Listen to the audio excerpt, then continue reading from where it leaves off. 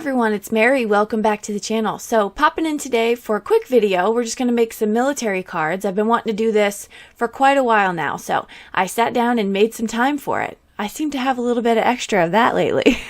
All right, so I'm going to show you the colors here. Now, not all of these colors are on every card.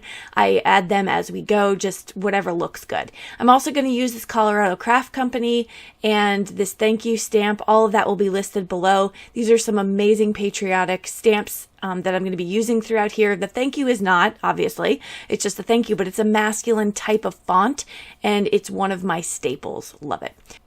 So the first thing I'm going to do is pull out my mat here, and I'm going to smush these colors. This is Distress Oxide Ink, and this is a fantastic ink for this technique. I'm going to be doing a smushing technique.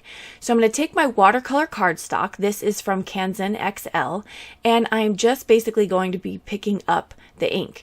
Now, the mat I'm using, I love it for this technique. To me, it's the slick surface that gives you the mixture of the colors. You can use a glass mat, but I find that my paper does not smooth or glide as easily over a glass mat as it would this type of surface. Now, this looks like a Ranger Craft mat, but it is not. It is actually an oven mat.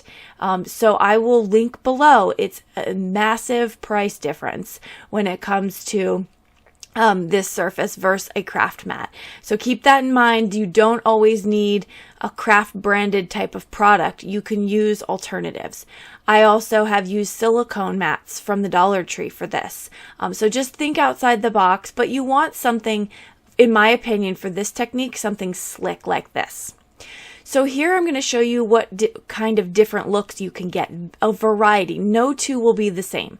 The more you let it dry in between and then go back, the more splatter look you're going to get. So it's really just going to come down to what you're looking for and what you think works. Now, I'm making military cards, so I want to mimic the uniform pattern. That's why I'm going for a lot of splatters.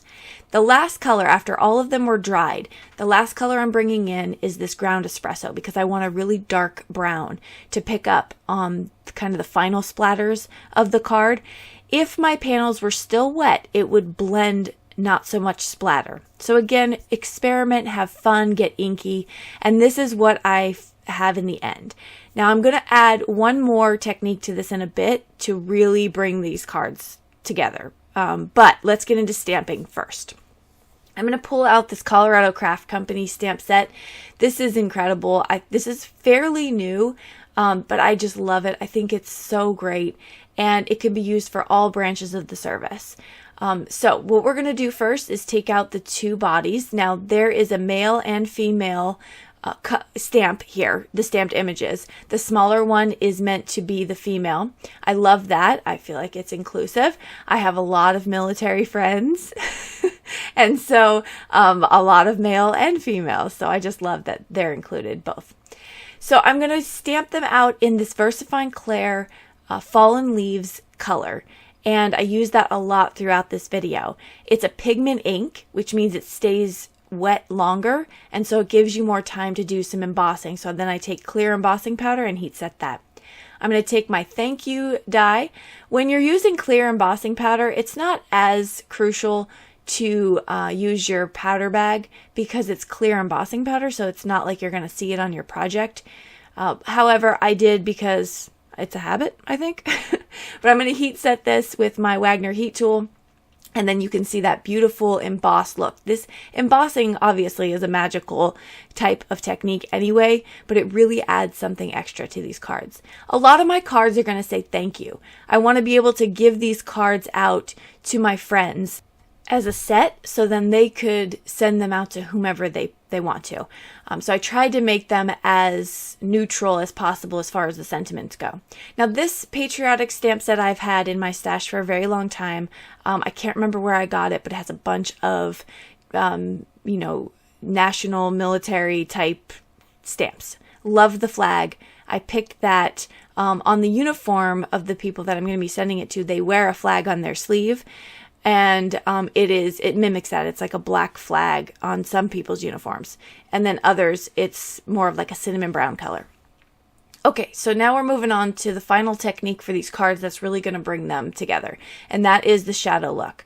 So I started with the Ground Espresso Distressed Oxide, but it was not dark enough. So I switched to this Versafine Clair Fallen Leaves color, and it's perfect. It's exactly what I was looking for. I wanted that shadow around the end to highlight this center. So here I'm going to show you some of the cards that I made. Now I made about 20 in total, but there's a lot of repeated techniques, repeated looks. But from what I have here, a lot of different kind of looks. I'm going to show you some close-ups here. Now, I love the simplicity of stamping and then putting the sentiment over it. So you'll see a couple of them have the uniform person on the background and then the sentiment is stamped over it. That look was probably my favorite. So here's one. I just think it's fantastic. It's like a subdued look. You see the body image behind, but then the sentiment really does pop off the page. So this was a lot of fun for me. I'm so glad I finally got around to making them. Hopefully this is a technique you'll give a try. And if you don't know any military people out there and you want to make a bunch of military cards, feel free to send them to me and I will get them to all of my friends serving. Thank you so much for joining me. I will list everything I used below in the description box. Don't forget to hit subscribe if you want to see more of these videos. I'll put a couple on the screen so you can check out. And follow me on other forums. I love to connect with you outside of YouTube as well. Thanks so much, and we'll see you in the next video. Bye-bye.